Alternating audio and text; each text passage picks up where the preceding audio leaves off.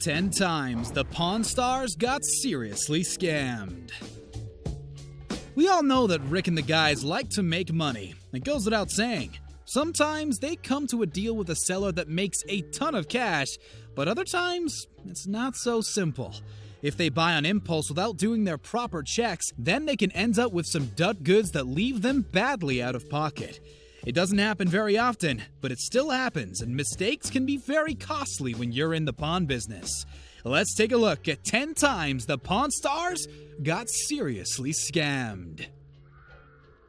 Before we begin, make sure to subscribe to our channel for more amazing videos about your favorite movies and TV shows. The police took them from me. That was the biggest bust I ever had in the pawn shop. Number 10. Dud Diamonds. When it comes to precious stones like diamonds, an expert eye is usually needed to make sure that they're the real deal.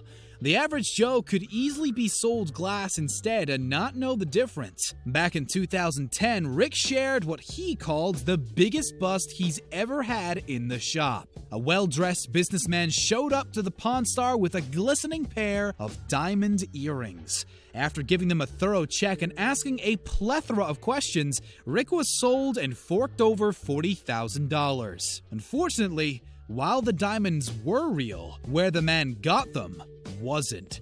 A couple of days later, the police turned up looking for the earrings, and it turned out that they were actually stolen property. They managed to track down the criminal, but Rick had to hand back the earrings to the original owner and never retrieved his $40,000. That's an expensive mistake to make. I can't do it, man. But I'll call you if I change my mind. Call me. Okay? All right, man. Number 9. The HENDRIX Heist.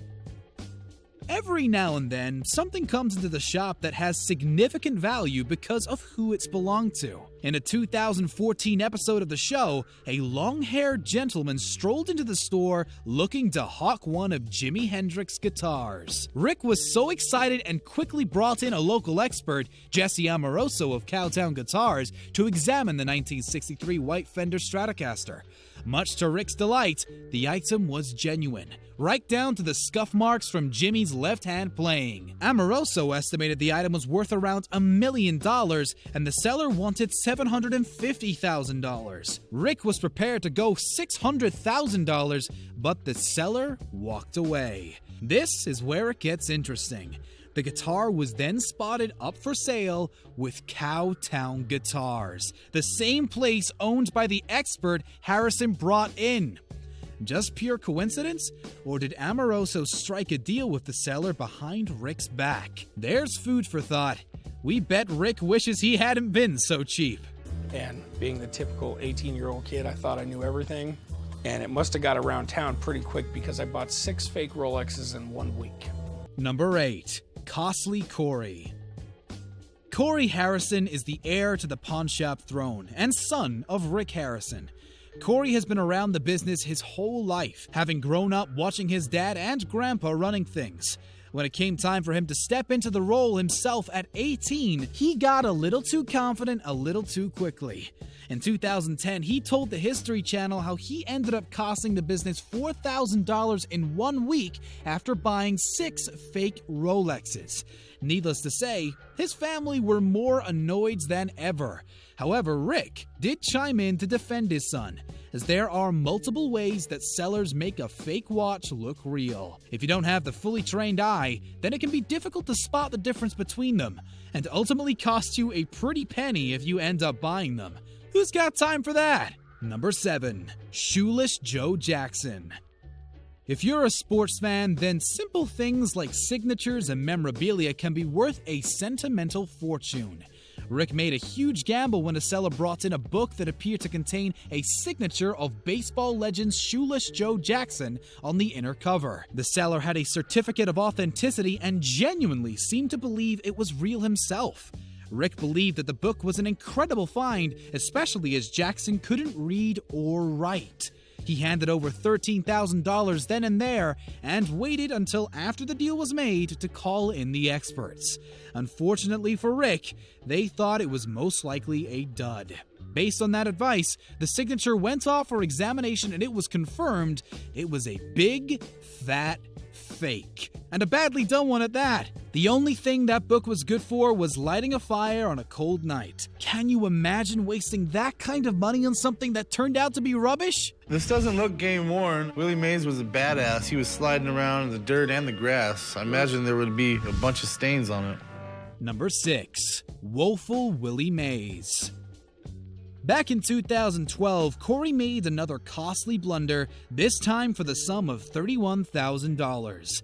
The item in question was a uniform that was supposedly worn by San Francisco Gaines player Willie Mays in 1961, but it seemed inauthentic from the start. It was sold as game-worn, but as Chumlee pointed out, it had no obvious signs of wear at all.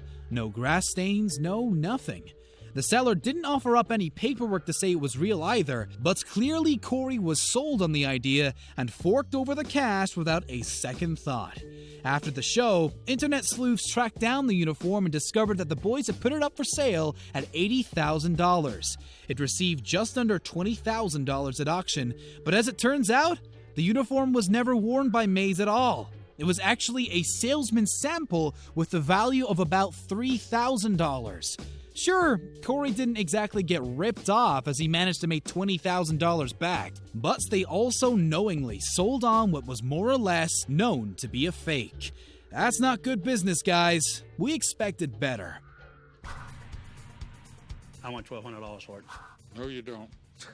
Number 5. Striking Strongbox. Sometimes when the guys get cheated, they have no one to blame but themselves. In a Season 5 episode, Rick made a purchase without consulting an expert, shelling out $450 for a 19th century Wells Fargo Strongbox. The seller also tried to unload 2 ball and chain sets that were supposedly used at Yuma and Folsom, but Rick had enough knowledge in his back pocket to realize that they were probably fakes. Unfortunately, he didn't have the common sense to think that the Strongbox was probably fake too. It took a purchase examination performed by Mark Hall Patton for Rick to be told that it was a complete fantasy piece and one of the most faked items out there. The old man later revealed that he knew the item wasn't authentic from the off, but let his son go through with the deal so that he could just laugh at him later about it. What a guy! Thanks, Mark. Good to see you, Richard. Number 4. Auction Atrocities. Items may hang around for a little too long at the shop, or simply be of too high a value to sell on the premises. So that's when the guys head off to the auctions. Rick tried to unload several high-priced items one day, including a 1940s Indian motorcycle with a sidecar and a Fender Stratocaster guitar previously owned by Vic Flick. Although he had high hopes, the day soon went sideways at Julian's Auctions in LA. The Pawn Pro lost $29,000 on the motorcycle and $35,000 on the guitar. If that wasn't enough, he also lost out on some other items that weren't featured, making his loss around $100,000. That's a hell of a bad day at the office, isn't it? Sold most of my items, got my butt handed to me, and it doesn't feel good, said Rick. Trying to look for a silver lining, but I just can't find it. I'm dreading to go back to the shop.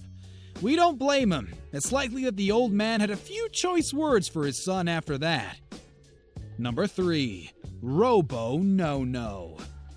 Boys just love their toys, don't they? Chumlee is no different. The overly enthusiastic buyer wants to purchase a 31-ton Robosaurus that breathes fire and ate small plants and trucks for breakfast. Yeah, it sounds insane. That's because it is. Corey accompanied Chumlee to view an 80s-made robot in a 2012 episode, and the pair were quickly given the hard sell. The metal Tyrannosaurus Rex was a money-making machine, and they were told it could be used for all manners of things, from renting it out to performing at family functions. Astonishingly, the seller wanted $1 million for the crazy invention. Although the guys were intrigued by it, they decided that ultimately it wouldn't be a wise buying decision and didn't make the deal. It's probably a good thing too. Something that big and old would definitely need some extensive repair work at some point. Cars are expensive, but have you ever tried to service a 31-ton metal animal? That's a different story.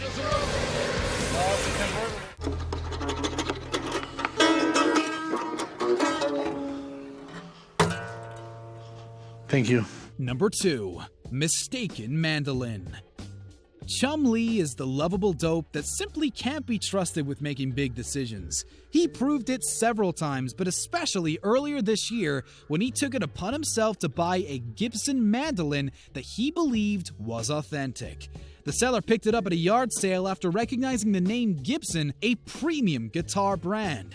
With no one else in the store to wrangle him, Chum made the deal for $1,500. The seller walked away happy, and Chum Lee was convinced that he'd made a deal that would make Rick smile. When he took it into the guitar specialist to be investigated, he had a skip in his step, only to be told it was fake, and a very obvious one at that. The shoddy craftsmanship was evident to the specialist, who pointed out the plastic finish and the moniker that wasn't even the same font as Gibson used. Needless to say, Chum Lee walked away with his tail between his legs. He probably got a scolding from Rick for that one, but if it taught him a lesson, who are we kidding? He'll probably do it again! Oh, Chum Lee. One of the biggest losses I probably ever took in this business is back when CZs first came out. Number 1. Catastrophic Cubic Zirconia.